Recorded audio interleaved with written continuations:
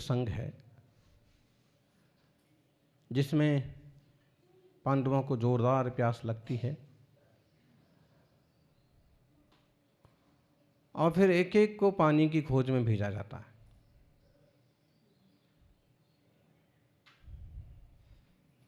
सहदेव को भेजा, फिर सहदेव के बाद नकुल को नहीं भेजा, अर्जुन को भेजा, क्योंकि सहदेव अभी तक आया नहीं है।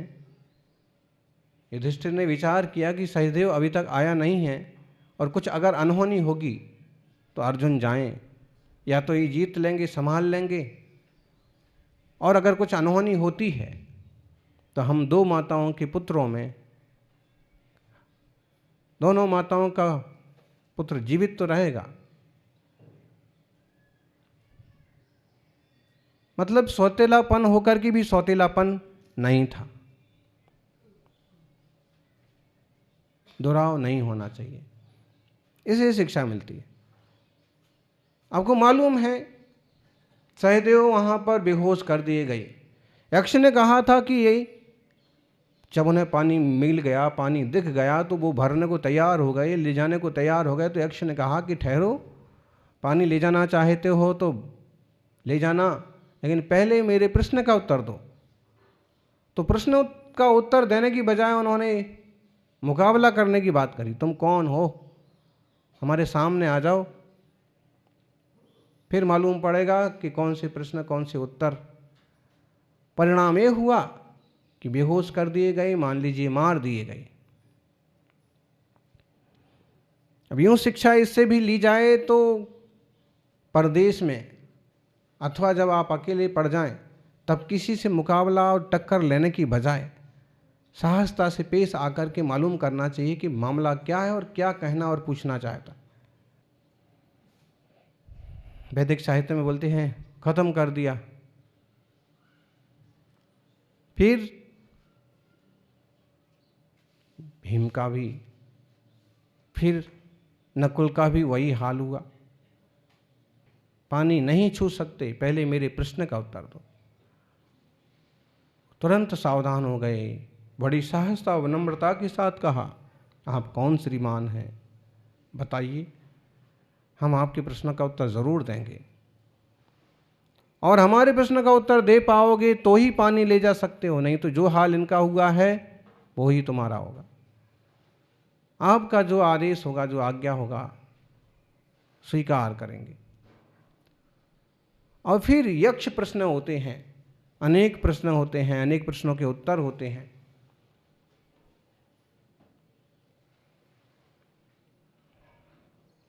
और उसमें एक प्रश्न ये होता है, इस संसार का सबसे बड़ा आश्चर्य क्या है?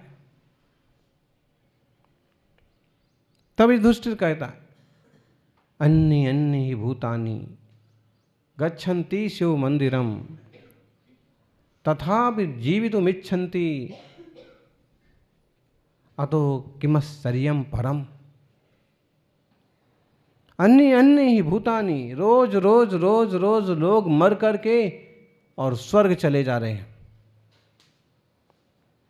कोरोना काल में तो कितनी सारी घटनाएं सुनी, आज वो गए, कल वो गए, परसों वो गए, बहुत पास वाले गए, रिश्तेदार गए, काका जी गए, पिताजी गए, दोस्त गए, ये गए, वो गए, और हर दूसरे चौथे रोज एक झटका, एक झटका। युधिष्ठिर ने कहा कि हर रोज कोई ना कोई मर रहा है, हर रोज कोई ना कोई जा रहा है, फिर भी लोग जीने की इच्छा करते रहते हैं, जीने के लिए हजार उपाय करते रहते हैं, जीने के लिए तरह तरह के बंदोबस्त करते रहते हैं। ये सबसे बड़ा आश्चर्य है। इस कहानी से बोले तो भी अनेक शिक्षाएं मिलती हैं कि सहृदयता का व्यवहार कैसे होना चाहिए और पेश कैसे आना चाहिए, और किसी से मिलते हैं तो किस ढंग से मिलना चाहिए, और किस तरह का नॉलेज होना चाहिए, ज्ञान होना चाहिए। और ख़ास बात इस पर कि हम देखें कि दुनिया के लोग दौड़े जा रहे हैं कि ये चाहिए, वो चाहिए, अमुक चाहिए, और वो चाह भी लें और पा भी लें तो भी वह संतुष्ट होकर सुखी जीवन जिएंगे। इसकी गारंटी कहाँ है? इसलिए जीवन में धर्म को स्थान जरूर दो। आचार्य गुणभद्र कहते हैं, किम मर्मण्यभिनन्न भी कर्तरो दुष्कर्म गर्मुद्गणः किम दुःखज्वलना बली विलसितैर्नालेढि देहश्चिरम किम गर्जद्यमतुर्भैरवरवान् न करणीयं निर्णयम् एनायं न जहाति मोह विहितां निद्रामभद्रां जनः। अभद्र जन, अभद्र का मतलब यहां मूर्ख अर्थ किया है।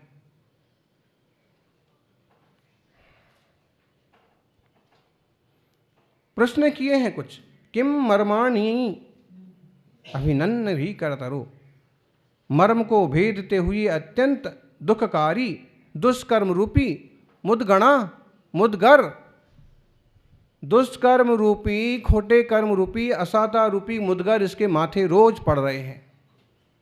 किसी न किसी तरह का कष्ट और क्लेश रोज जुड़ा हुआ है। तो क्या यह अत्यंत भयंकर नहीं है? भीकर तरो, भयभीत करने वाला नहीं है? है। किम दुःखज्वलना बली विलसतैर्नालेढि देहश्चिरम, और क्या दुख रूपी अग्नि के प्रज्वलित होने पर देह नहीं जलती है? जब दुख होता है तो शरीर भी मुरझा जाता है, मन भी मुरझा जाता है, निश्चित रूप से चलती है देह। और किम गर्जयद यम तूर भैरव रवान नाकर्ण्यन निर्णयम, और क्या यह जीव गरजते हुए यमराज के वाद्यों के भयंकर शब्द नहीं सुनता है? यमराज के बाजे क्या है? सांसों का आना जाना, खत्म होना, ये तो है ही। लेकिन आप लोग व्यवहार में भी देखिए कि कभी कोई मर जाते हैं तो एक तरह के बाजे बजाए जाते हैं। अच्छा, कभी गौर किया हो तो शादी के समय जैसे बाजे बजते हैं, मातम के समय वैसे नहीं बजते हैं? कैसे बजते हैं? गांव की भाषा में बोलते उल्टी बाजे बजना, एकदम खड़े बजेंगे, फट भट भड़ भड़ भड़ भड़। आजकल तो खैर नमोकार मंत्र गाने लगते हैं, रघुपति राघव राजा राम, ऐसे गाने लगेंगे। नहीं तो अकेला ढोल ही है, एक आध बैंड ही है, तो उसको एक दूसरे ढंग से बजाया जाता था और सुनने में भी थोड़ा खतरनाक लगता, भयभीत करने वाला लगता, इस तरह का शब्द। तो यमराज के बजते हुए बाजे क्या इसे सुनाई नहीं पड़ते हैं? सदा सुनाई पड़ते हैं। कैसे सुनाई पड़ते हैं? गांव में, शहर में कोई ना कोई तो मरता ही है, और सदा सुन करके भी यह मूर्ख भोंदू अकल्याण रूप मोह निद्रा को क्यों नहीं छोड़ता? अकल्याण के मार्ग को क्यों नहीं छोड़ता?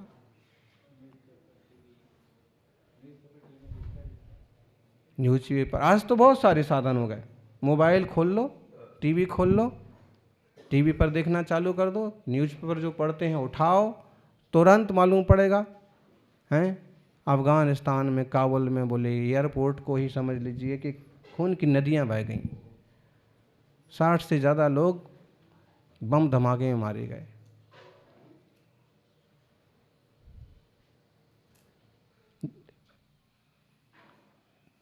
खून का नाला बह गया, विस्फोट हुआ, ढेर सारे लोग नाले में गिर पड़े, मर गए, कट गए।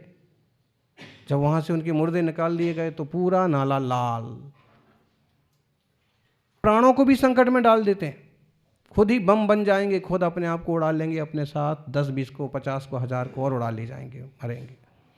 कैसी कैसी मतलब क्रूरता, कैसी अज्ञानता। और जो लोग ऐसा करवाते हैं उनके बारे में विचार करिए जरा कि कौन से अमर होकर के आए हैं। अहिंसा और मानवता का विचार किए बिना दुनिया में कोई कभी भी कहीं भी सुखी नहीं रह सकता।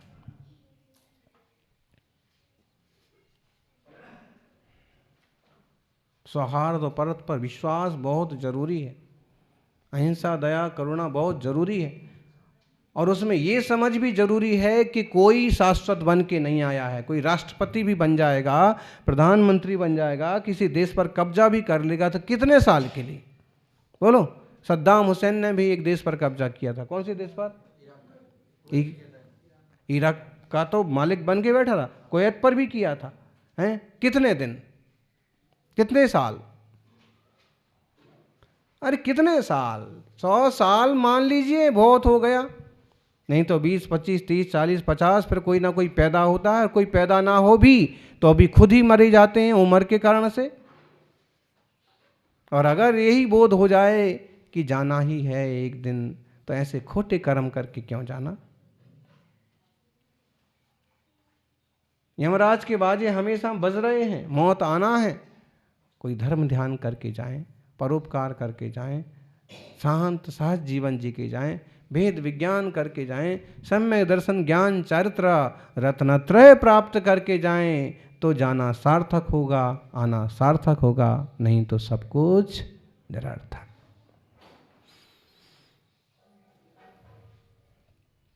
आत्मार्थी सज्जनों, वर्धमान भगवान महावीर स्वामी के मंगलमय शासन में जो जीने के तरीके बताए हैं वे दुनिया के लिए आज बहुत प्रासंगिक हैं। अगर सब एक दूसरे से भयभीत हो रहेंगे, एक दूसरे को मारने पर उतारू रहेंगे, अविश्वास का माहौल रहेगा और कहाँ क्या घटना घट जाएगी ऐसा ही इसका ही अंदाज नहीं रहेगा, तो अत्यंत अराजकता और अत्यंत क्लेश का माहौल हो जाएगा। कोई भागना चाहे तो भाग नहीं सकता, भागने के रास्ते बंद हैं। बचना चाहे तो बच नहीं सकता, भूख है, खाना नहीं मिलता है। संसार में कितने तरह के दुख और क्लेश हैं।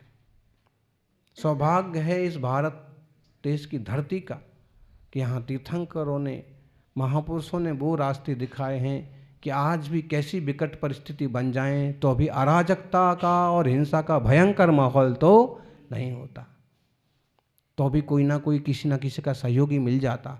और दूसरे देशों में भी कोई दुखी और तंग हो जाए तो इस देश की माटी उन्हें भी जगह दे देती है कि भाई ठीक है, रह लो शांति से।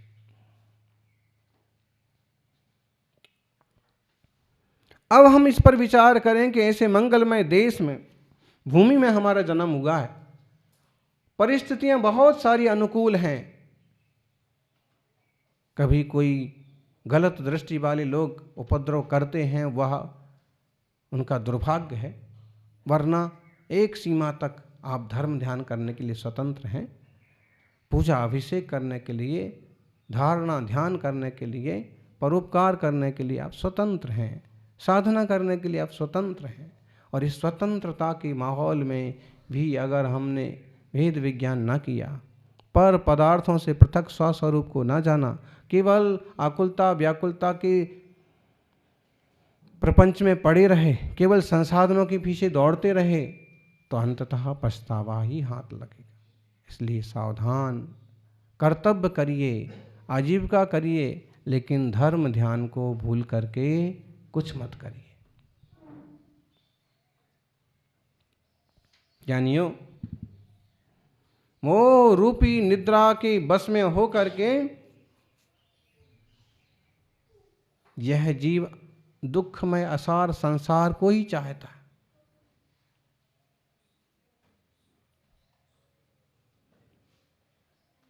मोह के बस में है। वो समझता है कि मैं बहुत बड़ा राजा बन जाऊंगा, इतनी असरफियां, इतनी दौलत, इतने देश, इतने प्रदेश मेरे हाथ में होंगे।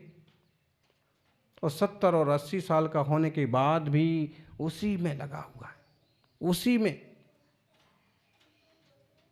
ये उपलब्ध हो जाएगा, ये उपलब्ध हो जाएगा। ये उपलब्ध कैसे हो जाएगा? तुम्हारे पहले भी कितने आए और चले गए, और तुम्हारे बाद भी कितने आएंगे और जिन्हें जरा सा विवेक होगा, जिन्हें तत्व की समझ होगी, जो वर्धमान महावीर स्वामी के संदेशों को, जिन वाणी को, शास्त्रों को समझेंगे, उनका कुछ भला होगा। वरना देह जीव को एक गिने बहिरातम, बहिरातम तत्व मुथा है।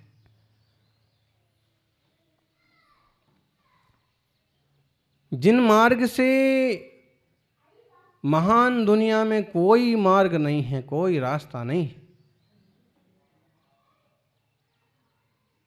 परम सुखी होने का एक ही मार्ग है, पर द्रव्यों से भिन्न स्वस्वरूप को पाने का एक ही मार्ग है, वह है वीर भगवान के द्वारा कहा गया वेद विज्ञान का मार्ग।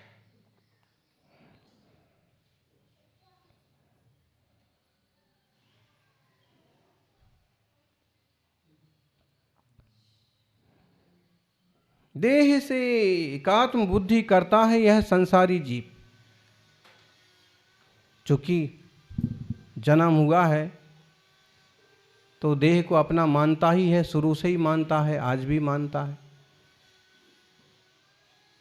देह और जीव को एक गिनते हैं बहुत सारे लोग, दोनों की भिन्नता को जानने वाले विरले हैं। चित शक्ति व्याप्त सर्वस्व सारो जीव यानयम अतोति रिक्ता सर्वेपि भावः पौद्गलिकामि। चैतन्य शक्ति मात्र यह जीव है, बाकी सब पौद्गलिक है, पुद्गल है। बोलो ज्ञानी कौन विचार करता है? कितने लोग करते? जिन शासन में जन्मे हुए लोगों को भी ऐसी वार्ता भाग्य से ही मिलती है।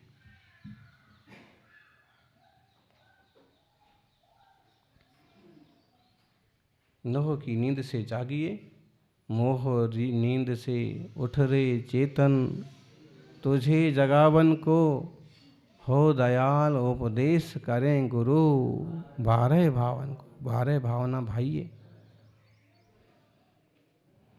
तादात्म्यम तनुभि सदानुभवनम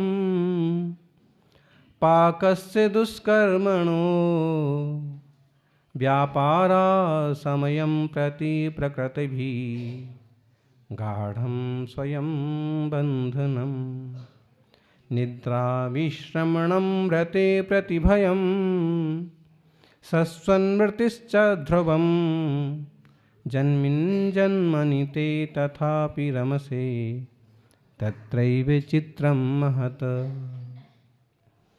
निरंतर जन्म मरण धारण करने वाले हे संसारी जीव, निरंतर ही तो जन्म मरण होते हैं। क्योंकि एक मनुष्य पर्याय है कि इसमें एक लंबा समय मिल गया, कोई कोई पर्याय हैं जिसमें 100 साल 200 साल मिल गए। लेकिन अगर हम अविची मरण की तरफ से विचार करें, एक एक समय की पर्यायों की तरफ से विचार करें, तो परिवर्तन तो हो ही रहा है, मरण हो ही रहा है। एक सांस का आना, एक सांस का जाना भी एक तरह का मरण ही तो है। एक नींद, एक रात की नींद छोटा मरण है, और आयु खत्म होने पर मरना बड़ी नींद है। लंबा सो गए, चिर निद्रा में चले गए। तो निरंतर जन्म मरण धारण करने वाले ही संसारी जीव, इस संसार में वास्तव में अनेक दुख हैं, तो भी तू इस संसार में ही अनुराग करता है। करते हैं, आश्चर्य की बात है। ढेरों दुख हैं तो अभी संसार में ही तो अनुराग करते हैं। दादाजी चले गए तो भी वो अब संसार में नए लोग अनुराग करते हैं, खुद दादाजी बनने की कोशिश करते हैं।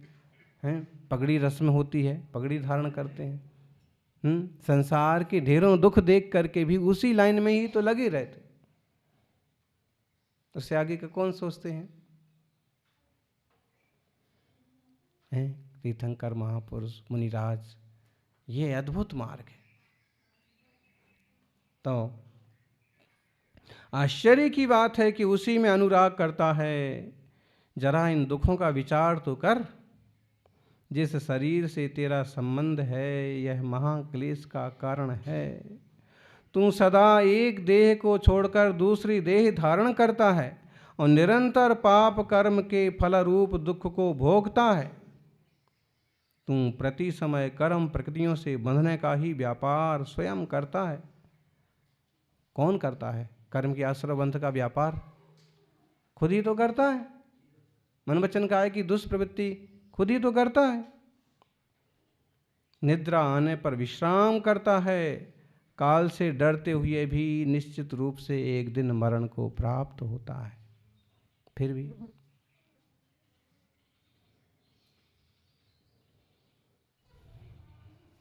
सज्जनों, जगत के जीवों का ऐसा जैसे स्वभाव पड़ गया है, विभाव है लेकिन ऐसे स्वभाव पड़ गया है कि उसी में मगन रहता है, उसी में मस्त रहता है। वही दुख के कारण बने, फिर भी उन्हीं को अपनाता फिरता है, उन्हीं में डूबता फिरता है। क्या करेंगे?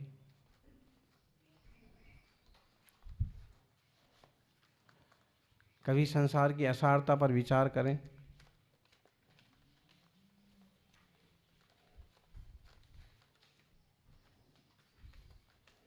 इस शरीर की रचना पर विचार करें, चारों गतियों के दुखों पर विचार तो करें। बोलो, चार गतियों में कौन सी गति में सुख है, आनंद है? कौन सी गति में? बोलो, कोई भी बोलिए। आप कहोगे सामान्यतः देव गति में सुख है, देव सुखी है, बहुत सुखी है, उनको रिद्धियां हैं। क्यों ब्रह्मचारी जी, देव सुखी है कि नहीं है? क्यों नहीं है? क्यों नहीं है? संयम नहीं होता है तो क्या हुआ? देवियां तो हैं, देवियां हैं, विमान है, रिद्धियां हैं, रुपया पैसा है, जहां जाना वहां जा सकते हो, जो द्वीप समुद्र में खेलना है वहां जा सकते हो। सब कुछ होते हुए भी वहां भी एक तरह के दुख हैं। कैसे दुख हैं? मानसिक दुख भी होते हैं। आपको ईर्ष्या का दुख होता है, ईर्ष्या का दुख तो यहां भी है, कहा नहीं? सामान्यतः उनको मानसिक दुख, ईर्ष्या का दुख ऐसे कह सकते हैं कि उनसे जो बड़े देवता हैं और उनका जो वैभव है, तो कई बार उसी के चिंतन में बताइए कि मेरे पास तो इतना वैभव है ही नहीं और ये बहुत बड़े देव बने फिरते हैं, मुझे इनकी आज्ञा मानना पड़ती है, इस टाइप के दुख। उसमें भी कोई देवी अगर चली गई, बहुत प्यारी थी, बहुत सुंदर थी, और उसमें उनकी तो आयु कम होती है, 5 पल्ले की होती है, और अगर वो मर गई, उसका क्लेश, उसका दुख। और जब खुद की आयु पूरी होने का काल आता है तो एक आम इंसान से भी भयंकर दुख होता है मिथ्या दृष्टि देव को। जब उसकी मंदार माला मुरझाती है ना, तो ढेरों कल्पनाएं आती हैं। अवधि ज्ञान में आ जाता है क्या मरण होगा, त्रिंश पर्याय में कि मनुष्य के गर्भ में जन्म लेना होगा, इस तरह की फिर ढेरों कल्पनाएं चालू। इतना वैभव, इतनी रिद्धियाँ, इतनी देवियाँ, इतना सुख, इतना सुकून, सब खत्म हो जाएगा, मेरी ऐसी तुच्छ दशा हो जाएगी, गर्भ के अंदर बंद रहना पड़ेगा, इतनी उष्णता होगी, इतने क्लेश होंगे, और इस तरह से बहुत क्लेश में पड़ जाता है। कभी कल्पना करना, जब बीतती है तो मालूम पड़ता है। जैसे कभी कोई दुख में पड़ा हो तो हम उसे समझाते हैं कि क्यों दुख करते हो, जो आया है वो जाएगा, रहा था कौन? और कहीं आपके साथ वैसा घट जाए तो फिर हाल देखो, फिर नहीं समझ पाते फिर खुद, बल्कि कोई समझाए तो झुंझलाहट और होने लगती है कि बड़े आए उपदेश देने वाले। समझ अंदर से आती है।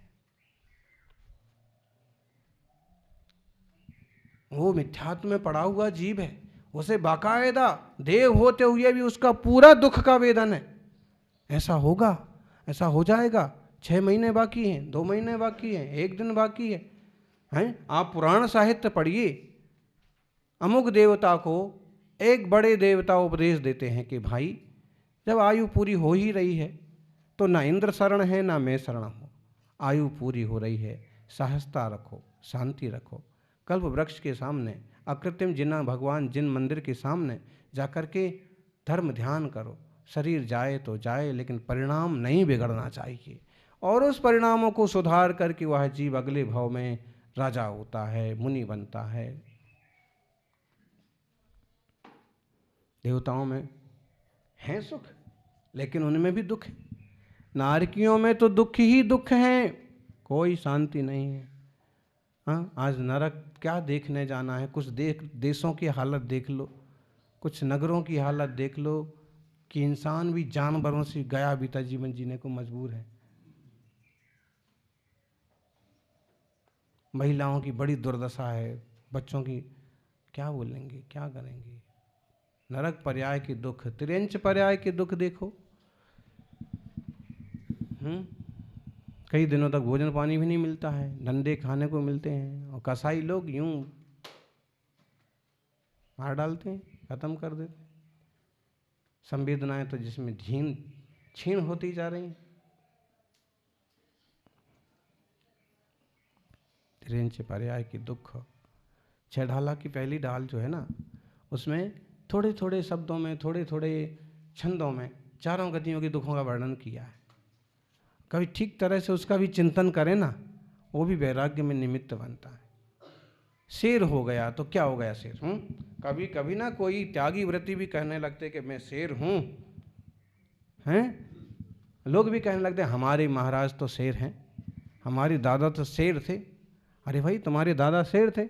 डार्विन तो कहता है कि इंसान की जो दादा बाबा हैं वो बंदर थे।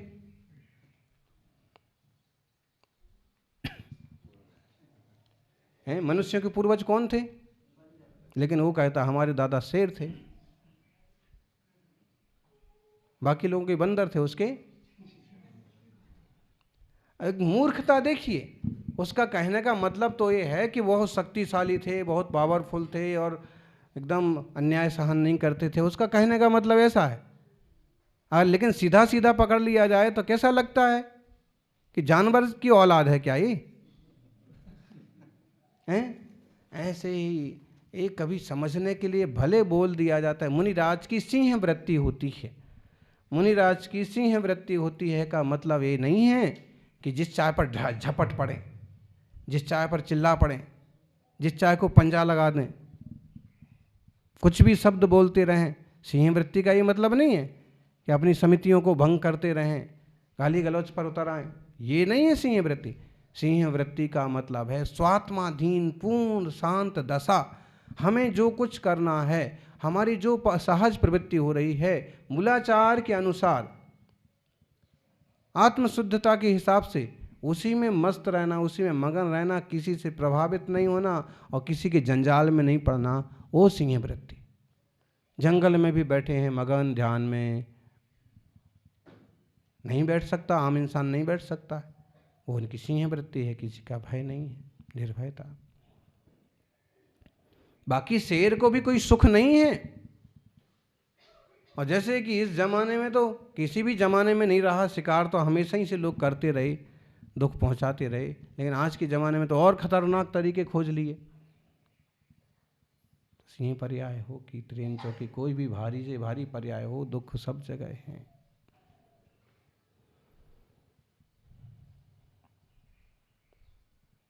जानवर को ना इंसान की तरह सारी सुख दुख और बीमारियां होती हैं। बुखार भी है, सर्दी खांसी भी होती है, तकलीफ भी होती है, लेकिन कौन कितना गिनता है? जीव है भाई, 4 गति 84 लाख योनि में यह जीव परिभ्रमण कर रहा है। अनंत जीव तरह तरह की पर्याय लेते हुए सुखी दुखी हो रहे हैं। त्रियंच पर्याय के दुख, नरक पर्याय के दुख, मनुष्य पर्याय के कोई कम दुख हैं क्या? निर्धनता का दुख,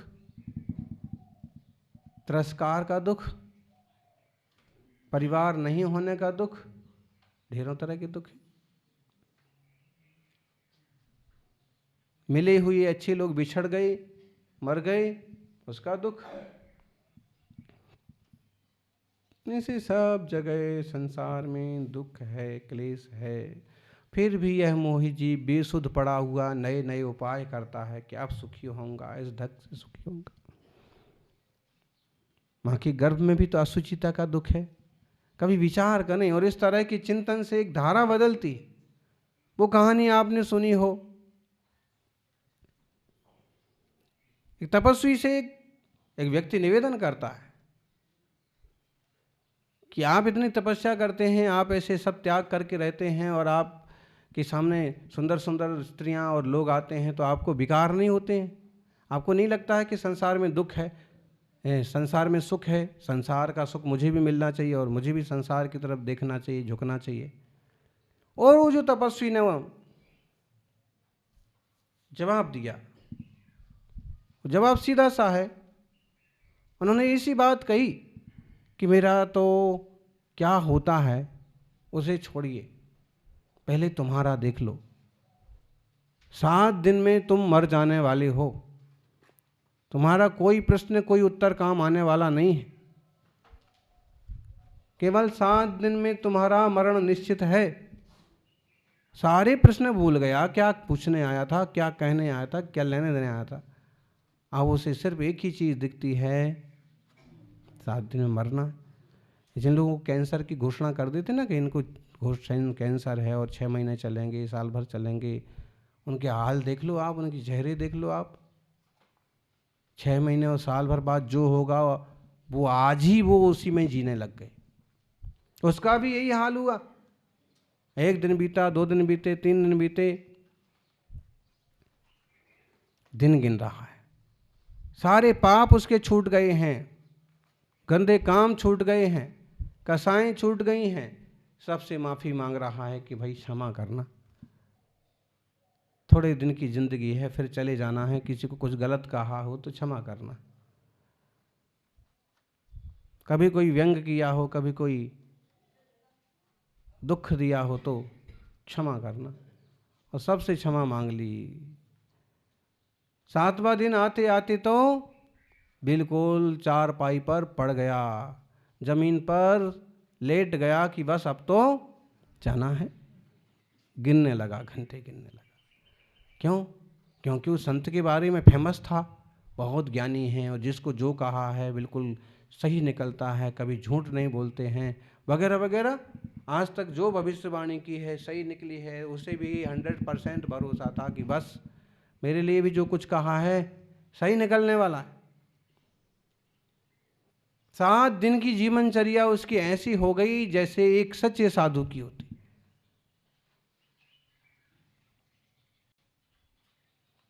बस भय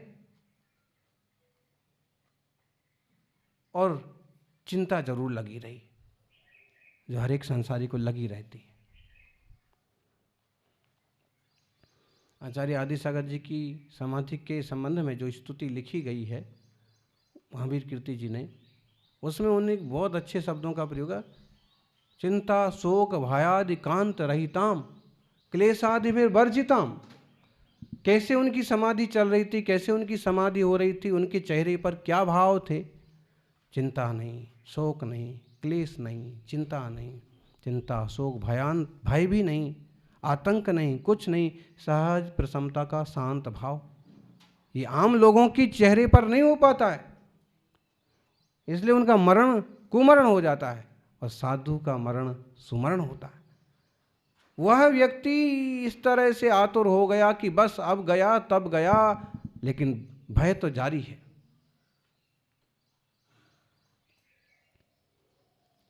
योग संयोग की बात, 7वां दिन भी निकल गया, 7वीं रात भी निकल गई, लेकिन एक एक सेकेंड गिन करके निकली। अब तब भोर हो गई, 8वां दिन चालू हो गया। 8वां दिन जैसे ही चालू हुआ, लेकिन नहीं मरा। एक तरह की खुशी भी चेहरे पे आई, एक तरह की शक्ति भी चेहरे पर आई, और दूसरी तरफ एक आक्रोश भी आया कि साधु ने ऐसा क्यों बोला। मैं 7 दिन से कितना ज़्यादा इमोशन में आ गया था, और कितना ज़्यादा दुखी हो गया, कितना ज़्यादा भयभीत हो गया, कितना ज़्यादा त्यागी हो गया, कितना शांत हो गया, वगैरह वगैरह। लोगों ने ही बताया, हाँ हाँ टाइम बराबर हो गया, 7 दिन रात पूरे हो गए, आप जीवित हो, एकदम स्वस्थ हो, बस चिंता से दुर्बलता हो गई। उठा, साधु के पास गया और उसने कहा कि आपने साहब झूठ क्यों बोला? मैं तो नहीं मारा, लेकिन हाँ आपके कहने से मैं बहुत दुखी और परेशान और जरूर गया, लेकिन आपको ऐसा नहीं करना चाहिए। साधु ने कहा कि आप तो ये बताओ कि 7 दिनों में कितने खोटे कर्म किए। उसने कहा कुछ खोटा कर्म नहीं किया। कितने लोगों को गालियां दी, किसी को गाली नहीं दी। मरना ही है तो बैर बांध के जाने से क्या फायदा। कितने विकार आए, कितने लोगों के प्रति बुरे भाव किए, किसी के प्रति नहीं। बस यही विचार कर लिया था कि जाना ही है तो अच्छे भाव से क्यों नहीं जाना। साधु ने कहा कि यही तुम्हारे प्रश्न का उत्तर है। धर्मात्मा त्यागी सत्पुरुष जो होते हैं वो उसी ढंग से सोचते हैं कि हर समय जाति जाति पर्याय, कब सारी पर्याय स्थूल पर्याय समापन होने का काल आएगा उसका कुछ पता नहीं है। और दिन में 7 हफ्ते में 7 दिन ही होते हैं, किसी न किसी दिन तो ज्ञानी इस ढंग से सोच के चलते कि जो कुछ समय मिला है उसका सदुपयोग करो, धर्म ध्यान के लिए, आत्म तत्व के लिए, आत्म शुद्धि के लिए।